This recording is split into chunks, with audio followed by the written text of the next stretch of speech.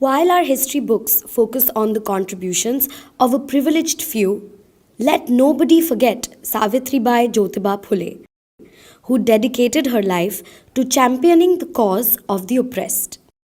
It was Savitribai's crusade against Brahminical patriarchy that set the ball rolling for intersectional feminism and education for all in our country.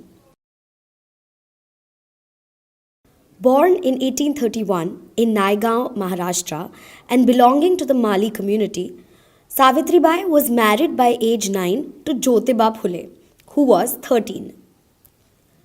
At a time when lower caste men and all women weren't allowed to study, Savitribai Phule, along with her husband, spearheaded a movement that led to the emancipation of many from Brahmanism, patriarchy, and feudalism. Savitribai and Jyotirao Phule defied social norms to educate themselves, setting up the first school for women in India. Despite being the very first female teacher and headmistress of India, Savitribai is an icon we don't often learn about. The couple set up several schools in Maharashtra for women and Dalits.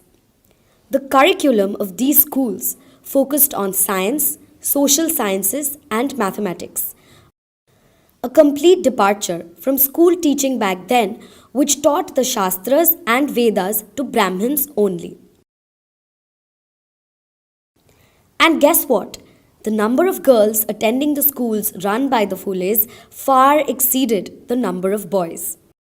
A pioneer of women's rights in India, Savitribai was also responsible for setting up a feminist organization, the Mahila Seva Mandal, where women across all class, caste, religion were welcome. She was very vocal about her support for widow remarriage and actively campaigned against child marriage. She even sparked a barber strike in Mumbai and Pune as an act of protest against the practice of shaving women's heads. She set up a home for the prevention of infanticide, welcoming expecting widows into her own house so that they could safely deliver their babies. The two also started the Satya Shodhak Samaj, an organization representing minorities and their interests at a time when they weren't allowed a voice or a platform. Satya Shodhak intercaste marriages challenged the existing status quo, and Savitribai Phule stood undaunted for the rights of those persecuted by the caste system. After Jyotirau's death, Savitribai went on to head the organization. A crusader for education and empowerment through and through, Savitribai wrote feisty prose and poetry, inspiring the oppressed to rise up against the ruling classes. She published Kavya Phule in 1854 and Bhavan Kashi Subodh Ratnakar in 1892. Savitribai set up a clinic for the treatment for those affected by bubonic plague, and in 1897 herself succumbed to plague while tending to a patient. But Savitribai's life story would remain incomplete without the mention of Fatima Sheikh, another phenomenal woman who led the crusade against Brahminical patriarchy alongside the Phule couple.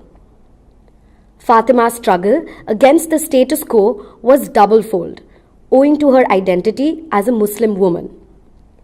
She joined ranks with the Phule couple in their quest to making education accessible to all, supporting them every step of the way, and went on to become the first female Muslim teacher in India.